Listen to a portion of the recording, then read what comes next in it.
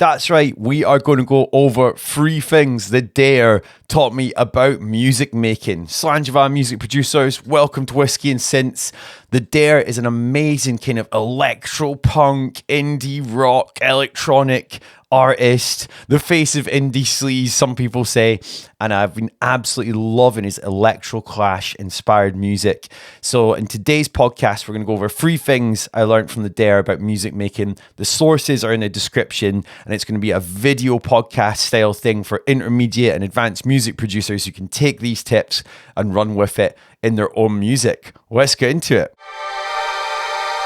So tip 1 is going to be all about the production of it. So the Dare, like I said, was inspired by kind of early kind of 2000s electro clash, it was known. And if you've not heard of that before, it's when they fused elements of punk and post-punk with electronic.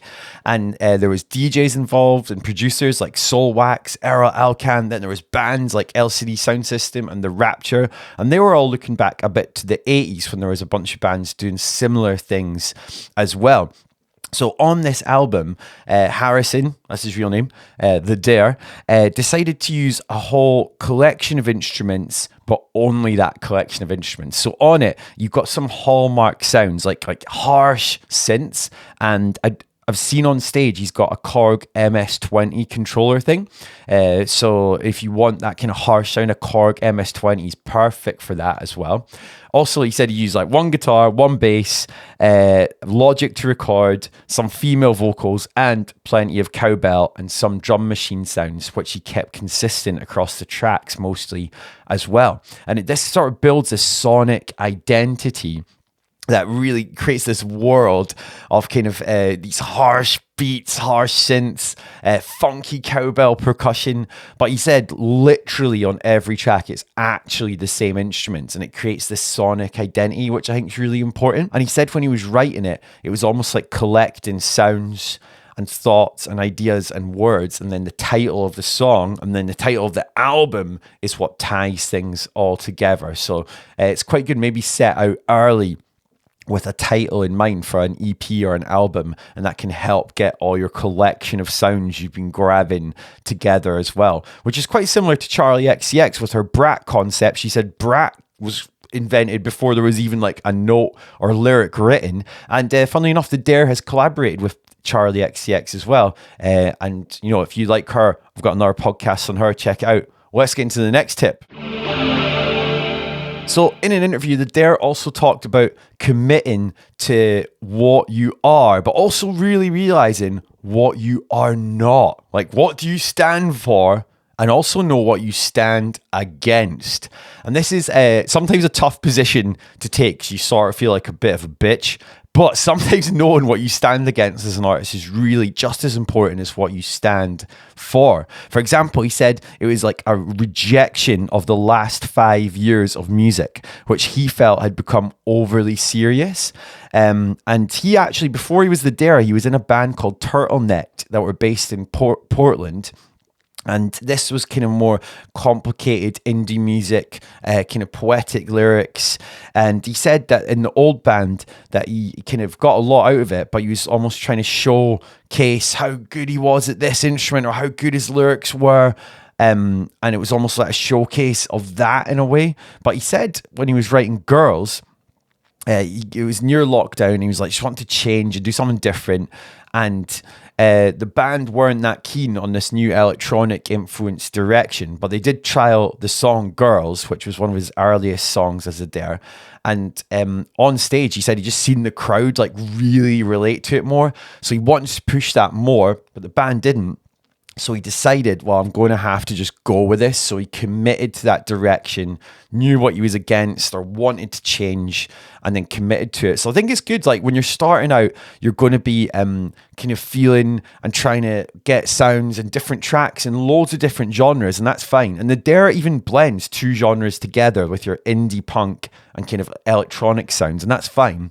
And that's how you might discover it. But once you've discovered what you like when you're blending genres together and stuff, then it's sometimes good to eventually, and this can take years by the way, but eventually be like, right, this is what I want to pursue for the next good while, and then build your world around that with the samples you use, the drum sound you use, the vocal style you use, the synths you use, the guitar you use, the pedals you use, and just try and commit to it. And it's almost like that less is more. You might have heard of that paralysis of analysis thing.